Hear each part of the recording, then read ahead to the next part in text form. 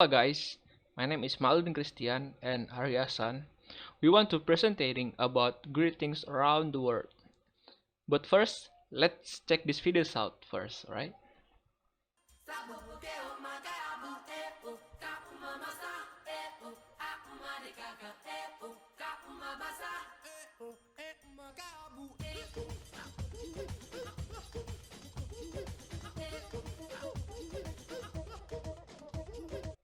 Right. The first one is the bows. Bows are commonly used in greeting, both when meeting and when departing. Bows almost automatically accompany the greeting phrases, but generally are no longer used among the immediate family unless addressing a family member after or anticipation of a long absence of or separation. The country that doing this greeting are India, Cambodia, Thailand, Laos, and to do this greeting, you need to place your hand in a prayer position, and more higher your hands, the more respect you are. Right. Let's go next.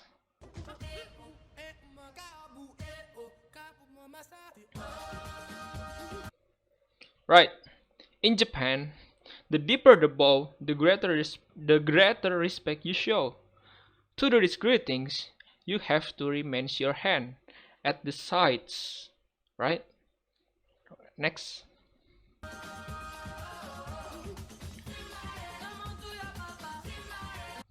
Right. The next one is the handshake. Let's check this first.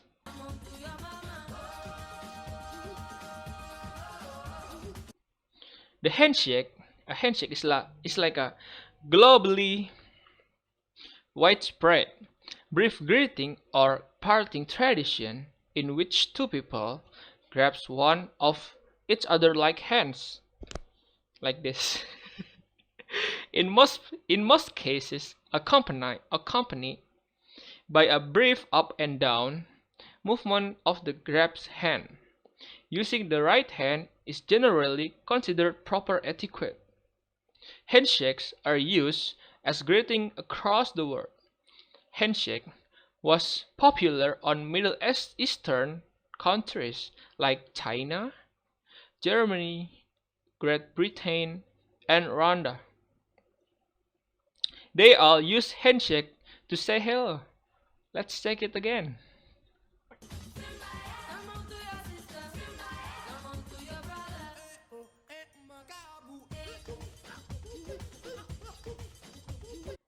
Right.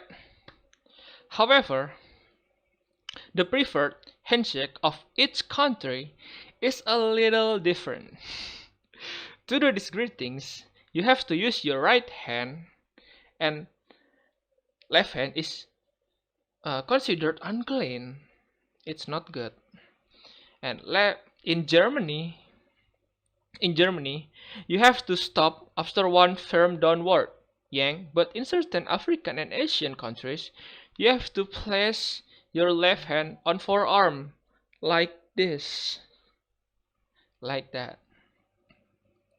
All right, and it was symbolic of respect. And in China, you must lighten your grip when you do handshakes for the extra, like this, yeah, like that.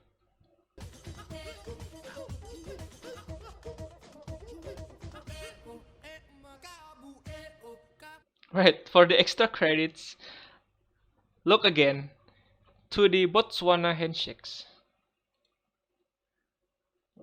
like this.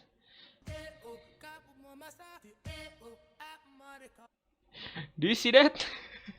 Okay, let's check one more again, one more time.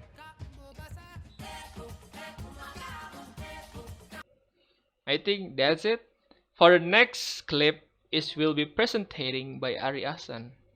Let's check this out. So for the next one, we have the single air kiss. So the single air kiss is an social gesture that basically is the same as many forms of kissing. The air kiss is a pretense of kissing, so like the lips are pursed as if kissing, but without actually touching the other person's body. Sometimes the air kiss includes touching cheek to cheek. Also, the gesture may be accompanied with the muah sound. People also do air kiss at special or formal occasions, typically formal events such as wedding, formal parties, and other official ceremonies.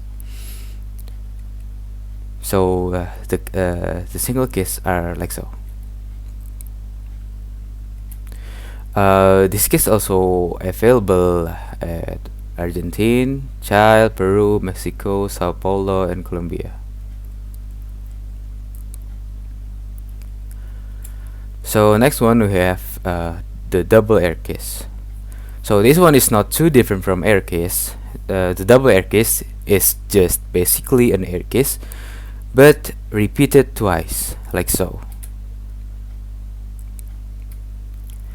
This greeting is available at Portugal, Quebec, Paraguay, and etc.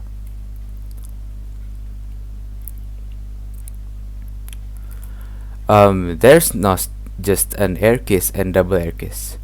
Triple air kiss is also available in several countries. This is literally an air kiss, but repeated 3 times, like this one.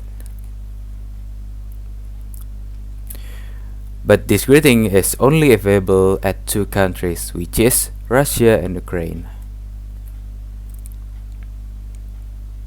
And last but not least, the quadruple air kiss. Okay, so this is the most unique one, and also took a bit longer time to do. Just simply do an air kiss, but repeat it 4 times. Pretty unique, isn't it? Like so.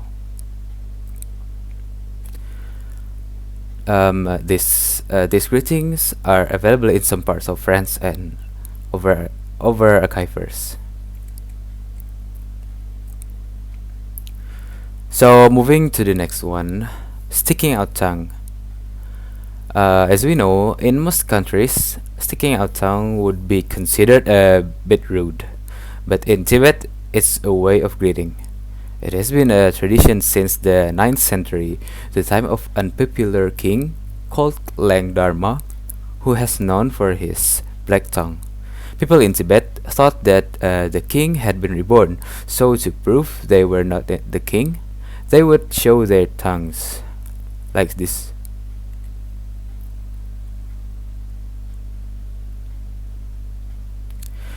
And then the next one we have Hongi traditional Maori greeting. So the Hongi is a traditional Maori greeting in New Zealand used by the Maori people. Like in this video, to do Hongi, press your nose and forehead together with the nose and forehead of the person you are greeting. Many people of Maori descent prefer to Hongi instead of shaking hands. Although at important ceremonies, Hongi will also be given with a handshake as a way to make people of all cultures attending to feel welcome. It is not unusual to see people, young and old, male and female, Hongi when they meet in everyday situation. The greeting is not reserved for traditional or cultural meetings. It is a natural part of everyday life, especially for those connected to their Maori heritage.